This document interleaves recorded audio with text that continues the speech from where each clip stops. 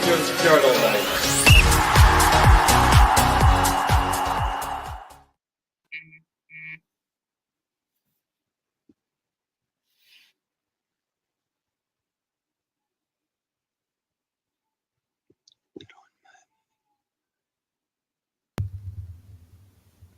Can you hear me now? Aye.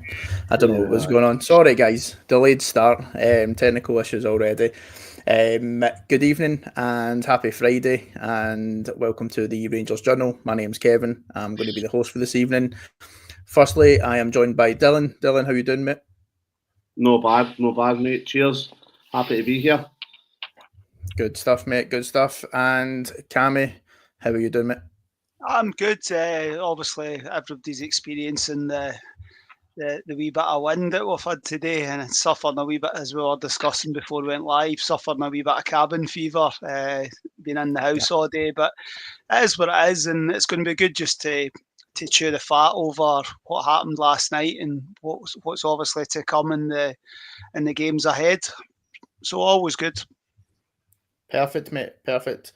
And just in advance, in case one is disappeared at any one point, it's potential power outages, Wi-Fi gone down, who knows with this weather. Anyway, you mentioned it, Cammy, and we'll go on and we'll start talking about last night's game then. Dylan, what did you think of the result overall last night? I thought, to be fair, that we deserved a draw last night. I know that United had a lot of chances, or it certainly felt that way, like they were sort of peppering their goal quite a lot. But I think what our game plan was to try and stay in the game, which we did do. Apart from obviously Jack Butland's error, the game finishes 1-1. But I think come on and set them out to just go, be compact, try and work hard, close down their own half and take our chances if they come. But again, United made it tough with their setup when they played in the back three and they had two wing backs and then Garnacho and Diallo. So they caused us a lot of problems last night. But I did think that we were unlucky not to get a draw out of it, to be honest. Aye, listen, I couldn't agree more. And Cammy, what about you in terms of the result last night? Were you deflated, angry, happy in terms of the performance? It was one of these ones going into the game. Both teams are very inconsistent. You didn't really know what you were going to get, but you were coming up. I knew Rangers were coming up against a side that had top quality players with pace, that Garnachos and Amads and Bruno and guys like that are all really, really top quality footballers. My thing is always in these sort of games is just stay in the game. Stay in the game, be competitive as long as possible. We started off, we had some good chances. So to answer your question, I was gutted because of the fact that we scored. Somebody said to me today, we actually scored too early. As daft as that sounds, because obviously if we roll reverse and we score at the same time that Fernandes scores, then you obviously, it's just the high of, wow, we've managed to, our under-18 team that's played in the second half, players with legs hanging off and players that aren't at their full fitness, you've managed to get a massive point. And you saw Cyril Dessers' face. You know, I mean, that's like almost, that sums up his Rangers career, that he was so close to almost a defining moment, because that would have been like something to actually properly remember, you know, getting an equaliser away at Old Trafford, you know. But we're in a fortunate position that we've already qualified, so gutted, frustrated. We just have to, you know, dust ourselves down and move on to next week.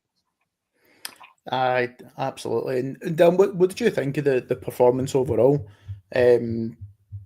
I know it seemed to be two completely different teams between the first and the second half, but if you look at the performance, what's your thoughts? Aye. So to be fair, I thought we would have treated it more like the Tottenham game and the games against Celtic. And I know the games were at home, but I thought Clement would have tried to go direct more up to and then push the team up and win the second balls. That's also what I was hoping for, because that's where he tends to play, or we play our best football when that happens. even though it's not great to watch, you're sharing it a lot. But once you win that second ball, some nice patterns of play there. That's what I was hoping for. I'm really surprised that he tried to build out when you can see Proper's not the greatest on the ball. And I think if Enciala was in there, he would have probably played it through the lines a wee bit more, been a wee bit braver on the ball. But like you said, Taff had to come into centre half.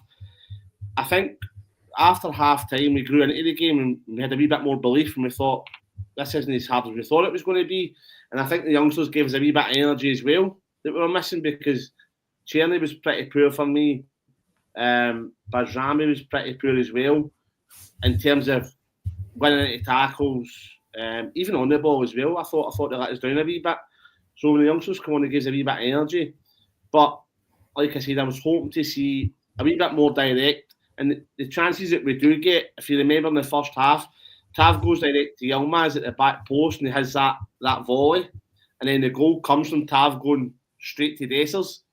So Man United do struggle with sort of long balls in behind. And you've seen that at the weekend against Brighton with the Matoma goal. The ball went in behind and Matoma just ran and scored. So I was hoping that we would try that more. But again, when we tried to build out, because United's back three and their wing backs, it just made it very, very hard for us to do that. And I thought that Clement would have recognised that and went more direct. But so that's what I was disappointed in. But in terms of when it got to 1-1, I thought, what more can you ask? I think the guys did give their all, to be fair, and it's unlucky to concede it right at the last minute, and that's what sort of it kills the hope. And you can see that in Dessers, and I actually felt quite sorry for Dessers, because what a finish it was. It was some goal. Campbell, were you surprised about? I felt that we were quite reserved, especially in the first half. I think we tried to trigger a press a couple of times, which was kind of different from Tottenham. I felt we kind of went after Tottenham a lot more. Are you surprised that we seemed to be, I don't know, as if we were inviting too much pressure on at times? I think home and away it's a sort of a different approach. I think Diomande was a big miss last night. I think his best football has been in the European games. I was getting frustrated in the first half. We were giving the ball away very cheaply. And that's where I think Diomande is. He is much better on the ball. But you referenced Bajrami and Czerny. These are guys with decent technique that should have been a bit more careful in possession. So tactic, I think it's different how you play at Ibrox. You can go after them a wee bit. So I just think we had to be a wee bit braver and a wee bit more careful in possession. I think there was moments where we got into good areas, just lacked a wee bit of belief and a wee bit of final quality in that final third.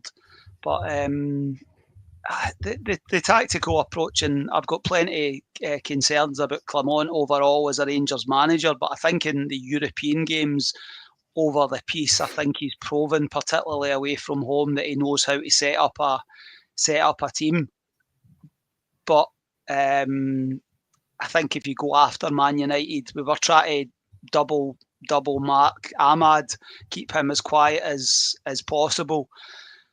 But that then impacts your ability to then transition and what have you. And I think Ridvan playing midfield worked really well against Tottenham, but it certainly didn't work anywhere near as well last night. But we were very much down to the bare bones with regard to what we had to choose from.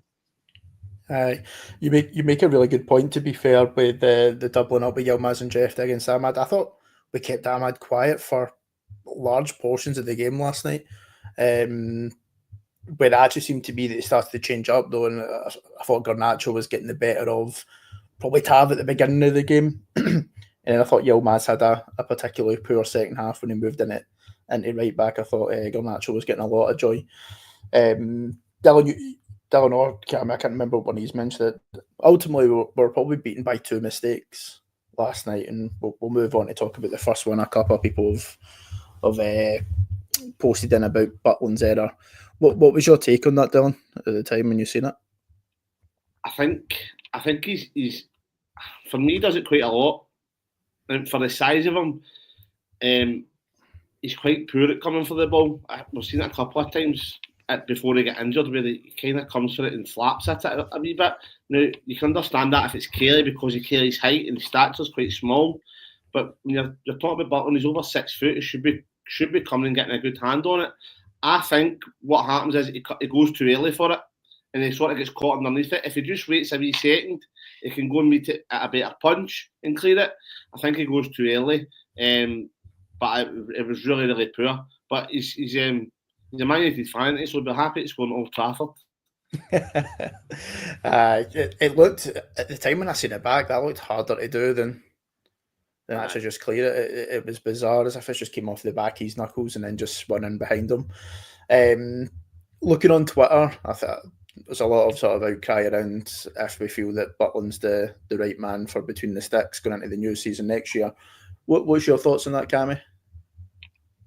I think his form hasn't been anywhere near what it was in the first 6 months. I don't think anybody. I think he made a mistake in the cup final. There's been 3 or 4 instances where he's made big mistakes. Last night, to give him credit, he did have a couple of really big saves, which at 1-0 could have put the game completely to bed. So I'll give him credit for that. But there's so many areas of the team that need reinforcements. We spoke about it before we went live, that this isn't a 1-window job. This is a 3, 4, 5 window job.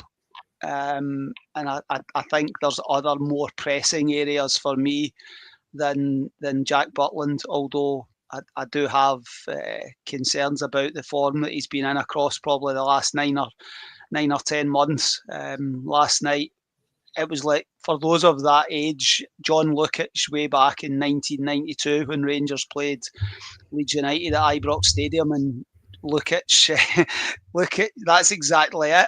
You know, it's. I was just wishing Super Ali and Big Haley were up front, right enough. But I know Jack Butland will not need anybody to tell him. He knew himself that he'd had one, and I think he's tried to redeem himself with saves after that. But the damage is done, and Rangers. I've said this on so many pods, Kev.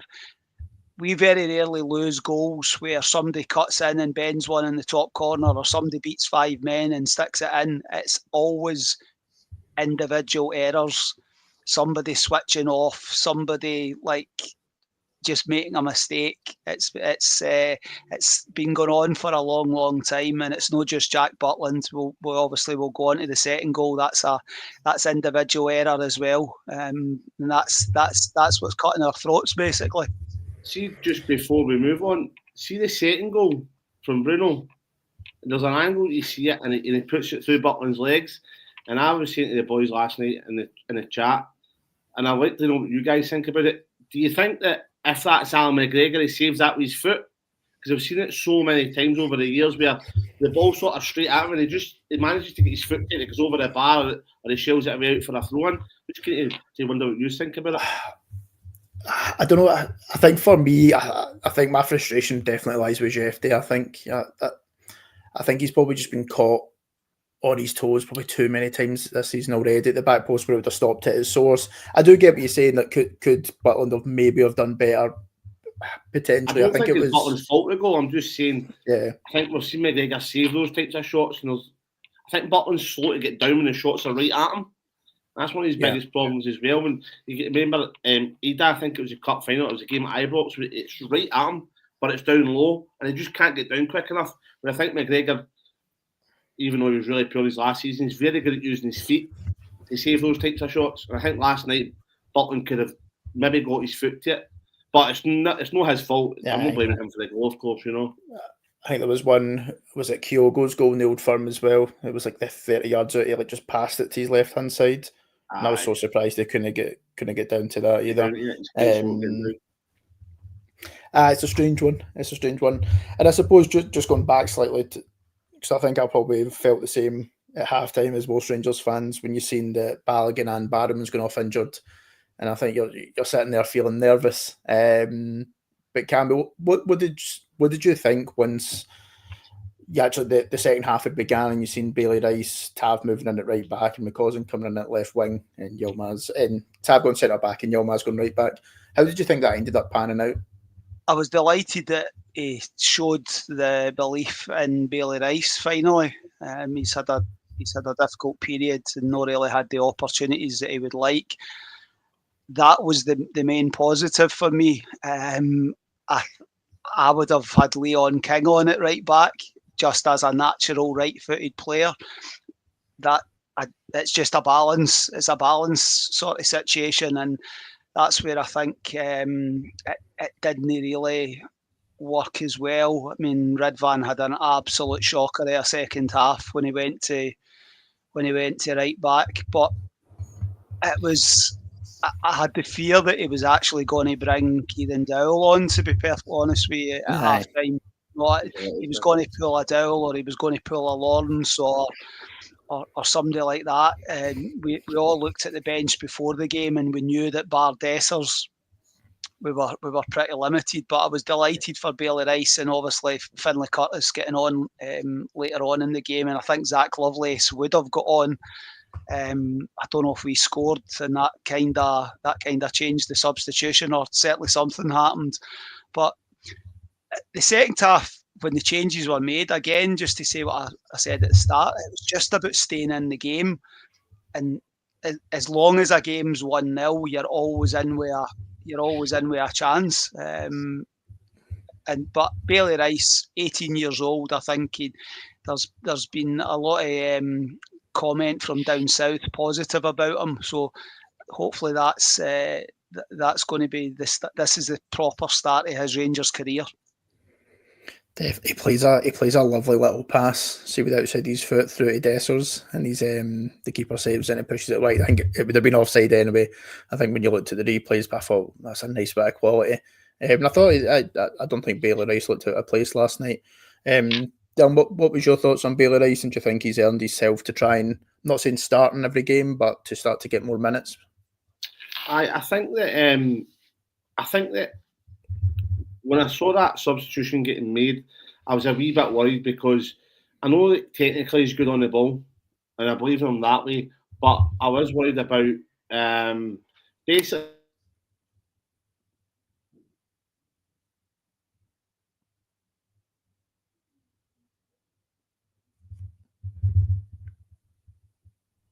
Oh, I don't know if I've lost Dylan.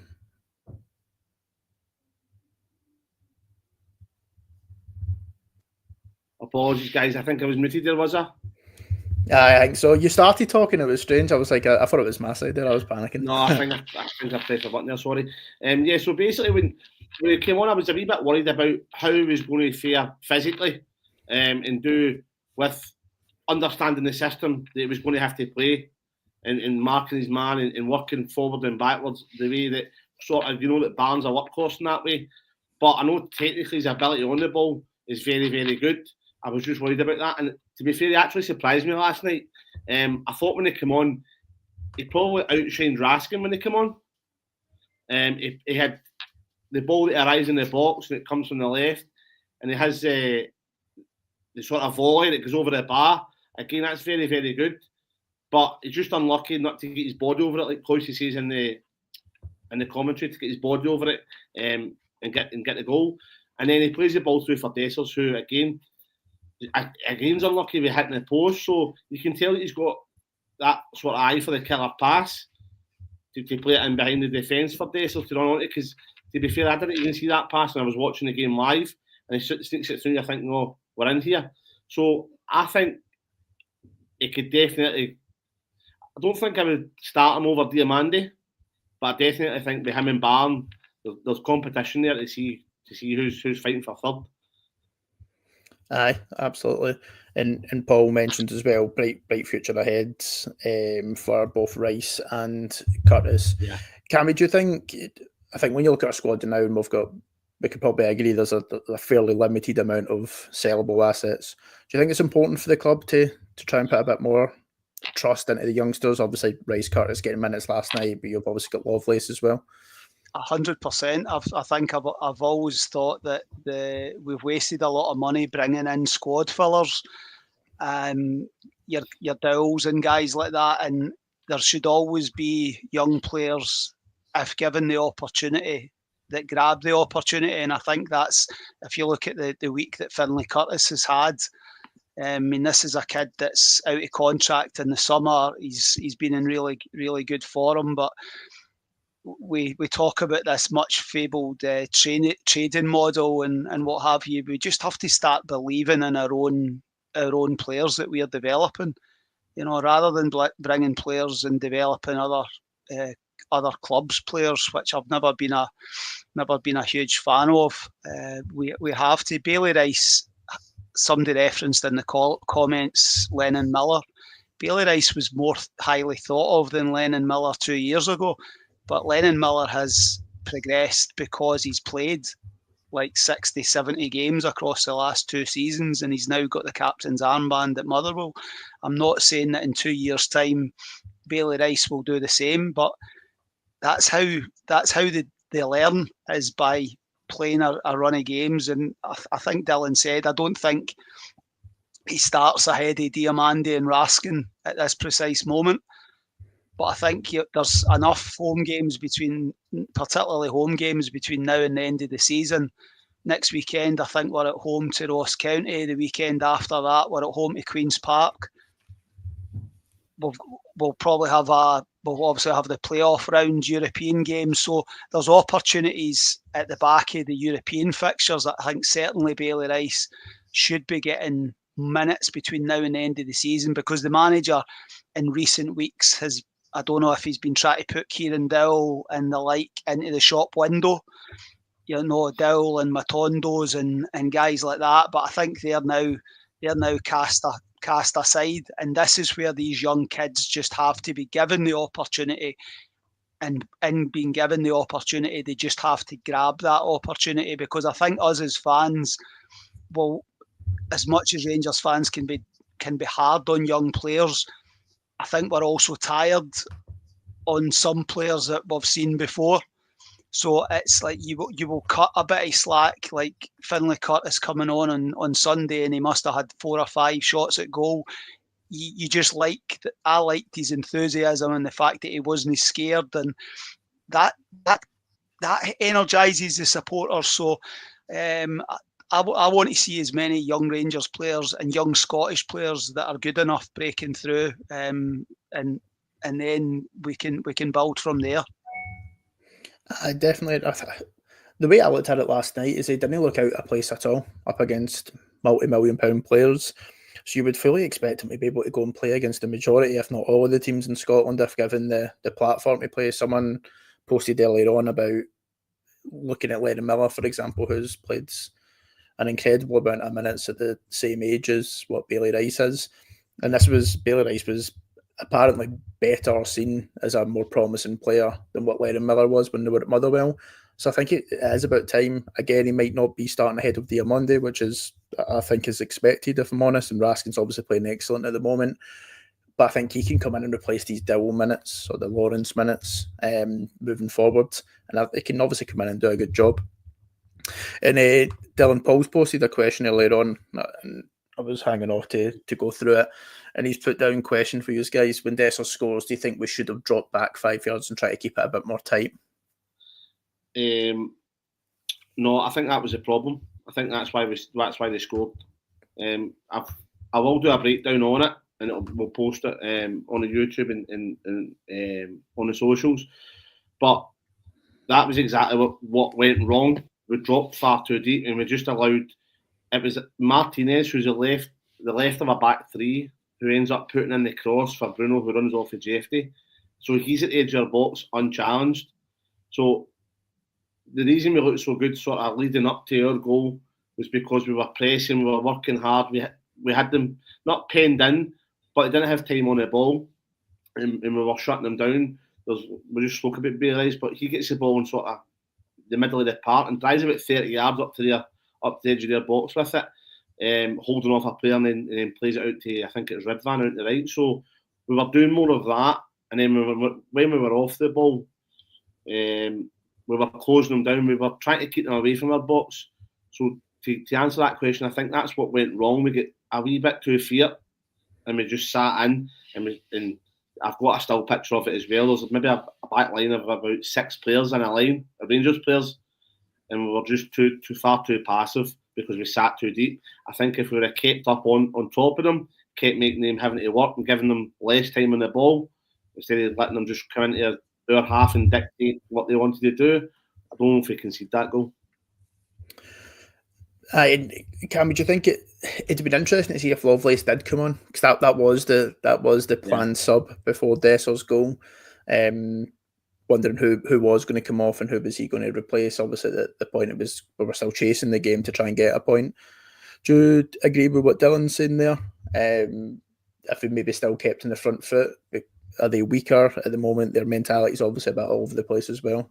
It's a tricky one because you've scored, you're high. You actually just want the referee to blow the whistle. The players would be thinking that as well. So they're caught. I think we did retreat, but I think you're in a situation where I think the back four that ended the game was King, Tavernier, Proper, and Jeffrey. You know, I mean, it's they're just. I think if you, I'm not saying it doesn't happen, but say you've got Tav at right back, you've got Suter playing alongside Proper or Balogun, and it's just a bit more experience that's actually there, and maybe we managed the game a bit better than we actually did. But I think that's a valid point. The lads were out on their feet. They had put in a hell of an effort, and we've just switched off, and we've almost thought that the job was done by getting that equaliser. And obviously, they play the 3 at the back. The left-sided centre halves managed to step out and swing the cross in. And Jeffy's obviously sleeping at the back post, but he's not the first Rangers left back that's been caught at the back post sleeping right enough. But that's another conversation. Definitely. We'll move on. There's been a few comments about Cyril Dessers, or the enigma, which is Cyril Dessers. And I suppose, Dylan, what's your thoughts on Cyril Dessers? Obviously heavily linked with moves away. I think he's linked to about 1 million clubs this transfer window. Club on obviously was very non-committal around whether he'll be here or not. Do you think we should sell him in January? That's a good question. I do. Is a short answer to it, because if you go purely by the stats, right, he's got, I think, a goal and assist every second game. The numbers look good, but if you look at the eye test, he looks hopeless sometimes, and that's what's the most frustrating thing. And this, people say, "Well, if that wasn't the case, he wouldn't be at Rangers." That goal he scores last night, where he takes it down, swivels and finishes, is unbelievable. But that doesn't negate for the times that he goes and misses all the easy chances, or when you're trying to build up play and you're really under the cosh and the ball's bouncing off him, or he's passing at the park. So I think he does that more often than he does the good.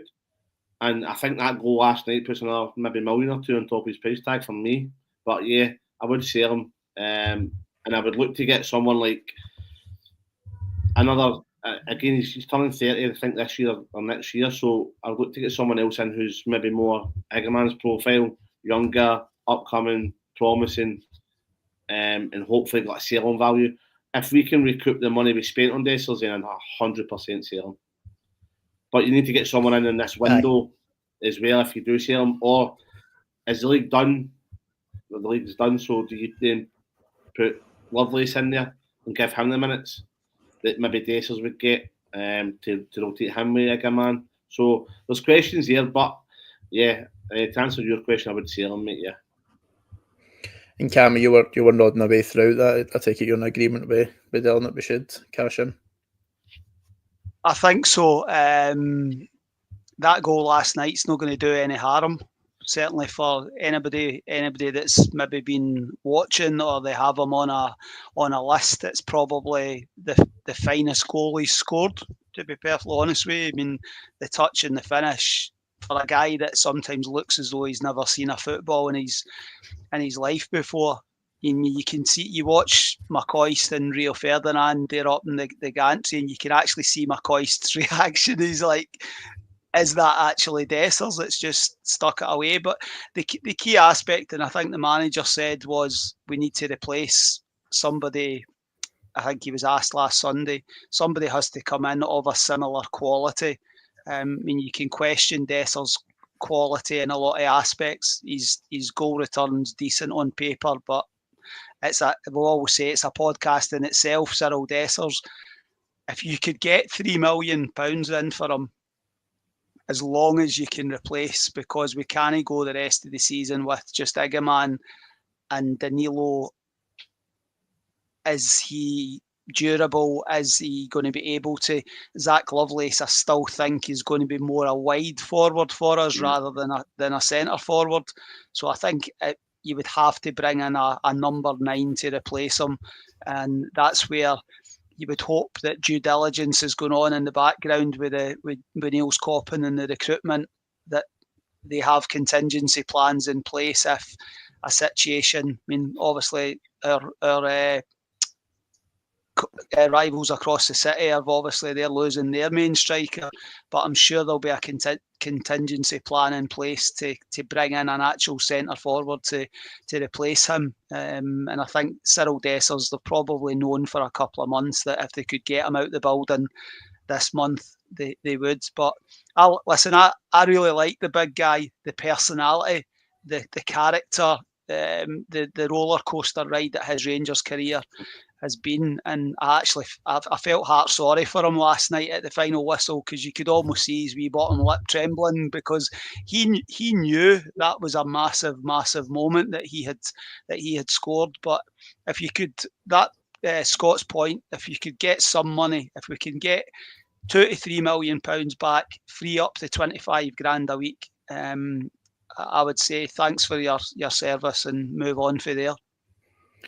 I've always said that. I think he's got the mentality to be a Rangers player. He's just not got the technical ability at times to prove it consistently enough. Because I think the mindset is there. He's always positive, regardless of getting booed off his own fans, getting stick constantly. He was always available. But I think we're just probably looking for that extra bit of quality that I think Igaman's like all-round game is already so much better, and he's so much younger. Just the last point on Dessers. Gordon's asked, have you guys got anybody in mind to replace Dessers? Dylan, do you have anyone in mind? No, not off the top of my head. No. Not a particular player, but like I said, a player with the same sort of profile as Igaman. Look at the types of markets, or if you look across the city, look at what Celtic done. Can we go and tap into that market? Maybe I think there's a striker over there doing really well. So as long as you bring in somebody that's young enough, obviously their technical ability has to be there, and the sell-on value, then I think it'll be an okay. It should be an okay buy. And we see that with Cotton, with likes of Jeffrey signing, Cashaviro, even though he's away, was that type of player as well. Look at the new centre half have brought in. Young, athletic players who come from a promising background. So that's what I would more look for, as opposed to have a name for you. No, I don't. That's fair. So we'll move on from we'll put the Man U game behind us and the full focus onto Tannadice on the weekend against Dundee United. Cammy, do you think same old story away? Do you think we'll go and get a win?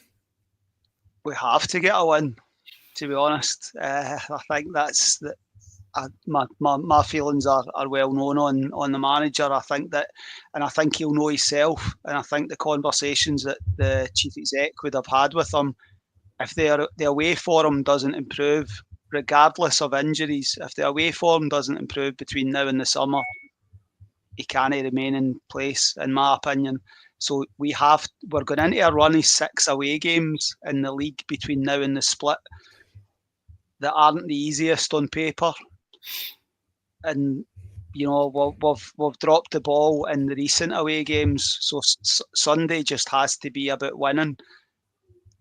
it doesn't. 3 points is all that actually matters. A performance would be great, but Dundee United are going to smell blood. They're going to see an opportunity. We just have to win the game, mate. Aye, no, I couldn't agree more. And I think it's quite strange because I think when you actually look how threadbare we were last night, and then with the additional injuries, we're probably actually going to go in a bit fresher with more options going on at the weekend, just with the Euro selection squad, the squad selection for Europe. Dylan, any changes you think we'll make to the squad? I think Hagi Dino comes straight back into it for me. Drop Badrami.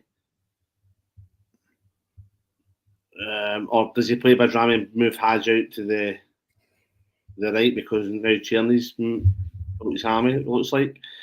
But either way, they two come back into the starting 11, and then it's just your back, your centre half really. Does the new boy start? Is he fully ready to go? Is all the paperwork done there? We don't know that. So NCR and Proper it'll probably be, and then Fernandez on the bench.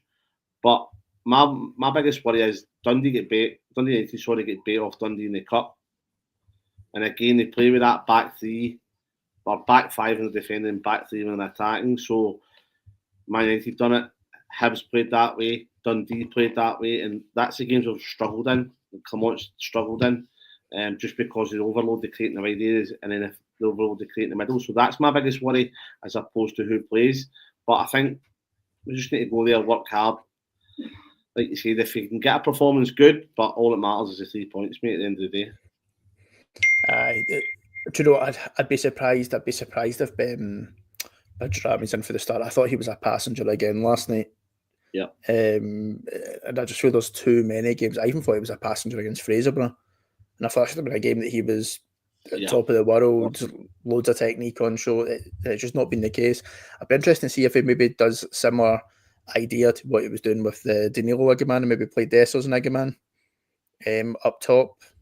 Maybe a bit more physicality if you're going to play a bit more long balls across, because I think that's why it wasn't working last night with Yilmaz out left. He's not going to win a lot of aerial duels. Yep. Cam, what do you think? Any key changes out with probably Insella? I think that point that you made, Igaman, was there was somebody on Twitter earlier today, I think, had stuck a poll up about who plays as the 10. And I think he'd completely misunderstood that it was Igaman that had dropped almost into the number 10 last night. He's a very clever player, good on the ball. That's our best football in recent weeks has been with two number 9s on the pitch. So for me, I'm going into the game with Dessers and Igaman. What happens on the right hand side, I really, I could probably list 11 names and then try to move the pieces about, sort of thing. But it's stick two centre forwards on the park, and I'm not saying go 4-4-2, but the more goal threats that you've got, particularly because Tierney's a big loss in that regard. He's a guy that's came up with double figures goals and assists for us so far this season. So hopefully it's just a wee tweak that he's got. Certainly isn't going to be able to play Sunday, but it's just about how we approach the game. These away games, this isn't a Philip Clement problem. This is a Rangers problem across the last 3 or 4 seasons under multiple managers. Giovanni Van Bronckhorst was brilliant in the European games, but went to St Johnstone and went to St Mirren and went to these places and couldn't he faced the same difficulties. It's about us playing on the front foot and getting into their attacking third and getting shots off and what have you. And if we do that, Tannadice over the years has always been a good hunting ground for Rangers. There's no any reason why Sunday shouldn't be any different. Definitely. Just step with yourself, Cam, do you think with Tierney being out, do you think that's an opportunity for Curtis to maybe get a start? I would love that to be the case. I think you spoke about Hagi. I think Hagi's the type of player that he's 2-footed. He could play. He played as the right-sided 10 under Gerrard, and I know it's slightly different, but I think he's got the he's got the skill set. Curtis, a bit much like Bailey Rice. I'm not saying I don't want to throw them in for the start, but I think they're going to be getting loads of opportunities off the bench and their enthusiasm and stuff like that. But I think bringing Diomande back into the middle of the park will certainly freshen things up. I think Hadji will start at somewhere in the final third, coming into the team fresh, and that can help us. Curtis, I think, as Paul says, is very versatile and can play, I think, pretty much across the line. But I don't see either Rice or Curtis starting on Sunday, to be honest. What about Lovelace? Does Hadji move over and Lovelace goes up? It's possible. It's possible that he's another one that has got a bit of versatility that he can play across. When he broke into the team before he done his hammy, it was the right hand side, and he tore that St Mirren left back to shreds. But a lot of the time I've seen him for the B team, he's been playing on the other side. So it's all to do with the manager, what he favours, what the approach is, what the recovery is after Thursday night. But I certainly think that Lovelace, Curtis, they've got the options that they could certainly add something in the wide areas. But I think it's more likely off the bench for me. Let's just hope it's no Dow. That's my main hope. He's not anywhere near that three behind the striker. And I think probably that Tav gets a lot of stick, and rightfully so, probably for a lot of this season. I don't know if you're of the same thinking as me. I'm probably just looking forward to having Tav at right back again. I probably wasn't enjoying out with the old firm, that trialing out Yilmaz at right back. I just don't think it was working. I thought it was slowing our game down a lot. What's your opinion on that? You happy he's back? I think so. Yilmaz in Old Firm was very, very good. I thought he had a great game. He was really on top of the play. He had loads of shots and goal as well. But the next game you see him, if he showed down the line, he's a man down. He can't go on his right foot. So all we need to do is show him down the line and you'll take the ball off him or he panicked. You see him last night where he sort of got caught in the ball and panicked and took a big touch and then fell over it, and Bruno Fernandes was in. So or Garnacho was in and Bruno had a shot.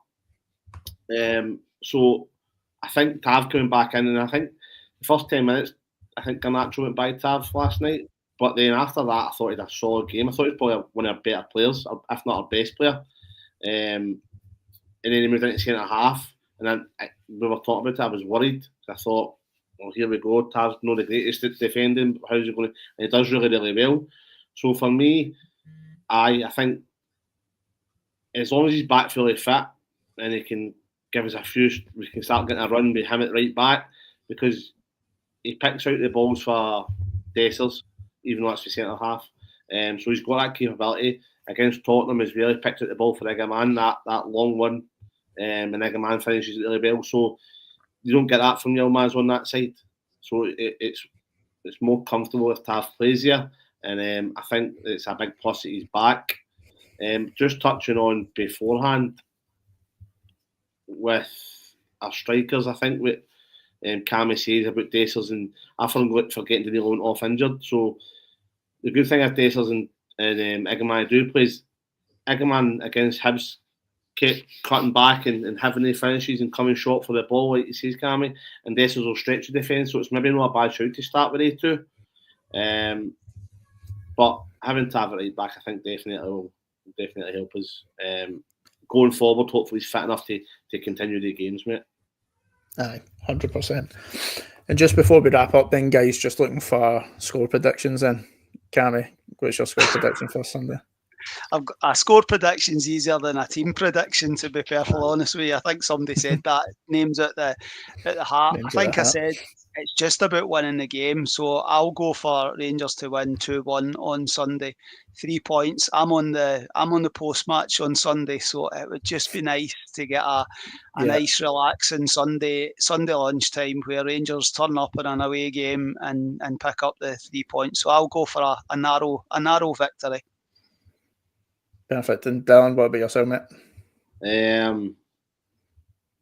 I was going to say 2-1, but I don't want to copy Cammy. But no, so I'll go for 3-1. I think Rangers have got a wee bit of a point to prove, and I think we'll come out. You'll see a Rangers that are all over the park, chasing down, pressing, hopefully working hard because of the manner we get beaten. I think they'll have the bit between their teeth.